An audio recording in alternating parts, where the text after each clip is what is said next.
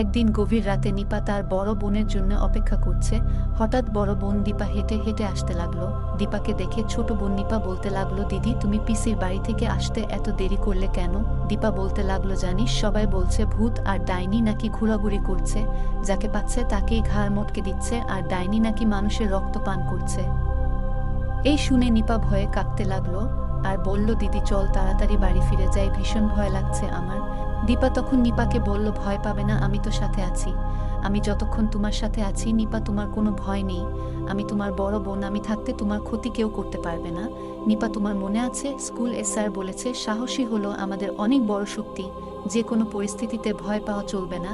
নিপা বলতে লাগলো, দিদি আমি তো ভূতকে ভীষণ ভয় পাই। নিপা দীপাকে বলল, দিদি দেখো তোমার পিছনে ওটা কি? দীপা বলল, এটা আর কিছু না নিপা, এটা তো সেই ভূত। নিপা তাহলে আর দেরি না করে চলো আমরা এখান থেকে পালাই।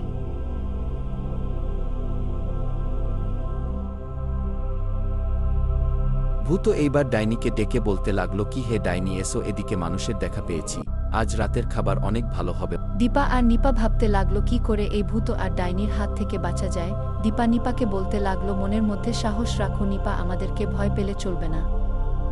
দিদি দেখো একদিক থেকে ভূত আমাদের দিকে আসছে আর একদিক থেকে ডাইনি আমাদের দিকে তেড়ে আসছে। এত বড় জঙ্গলে কে আসবে আমাদের বাঁচাতে? আমাদের বাড়ি এখান থেকে অনেক দূরে। নিপা বলে উঠল, দিদি ভূতের চোখগুলো কেমন জল জল করে জ্বলছে, এই বুঝি আমাদের ঘাড় মটকে দিল। নিপা ভয় পাবে না, আমাদেরকে সাহসের সাথে ওদের মোকাবেলা করতে হবে। ডাইনি তা এইবার বলে উঠল, কিরে তোর এত কথা কিসের? এখন তোদের কে ঘাড় মোটাকে দ্বীপ, কোথায় পালাবি তোরা? তোরা জানিস মানুষের রক্ত কতদিন হলো খাইনি, তোদেরকে আজ ছাড়ব না। তোরা কেন কেন কান্নাকাটি করছিস? তোরা প্রস্তুত হও তাড়াতাড়ি। হঠাৎ দীপার মাথায় একটা বুদ্ধি এল। এইবার দীপা জোর গলায় বলে উঠল, আমরা ভয় পাই না তোমাদের।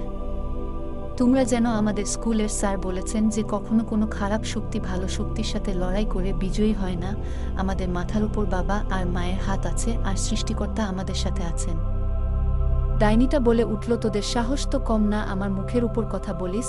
তোরা জানিস এই সমস্ত বন জঙ্গলে সবাই আমাকে ভয় পায়, আমার নাম শুনলে সবাই দৌড়ে পালায়, আর তোরা আমার সাথে তর্ক করছিস? তোদের তো অনেক সাহস দেখছি, আজ দেখব তোদের কে বাঁচাতে আসে এই জঙ্গলে। দীপা বলে উঠল, আমাদের সামনে আসবেন না ডাইনি বুড়ি, আমাদের কাছে পবিত্র মাদুলি আছে, যা স্পর্শ করলে আপনারা আগুনে জ্বলে যাবেন, আপনাদের কোনো খারাপ শক্তি কাজে লাগবে না। ডাইনি বলে উঠল, তোরা কি আমাদের ভয় দেখাচ্ছিস? আজ দেখব কত শক্তি তো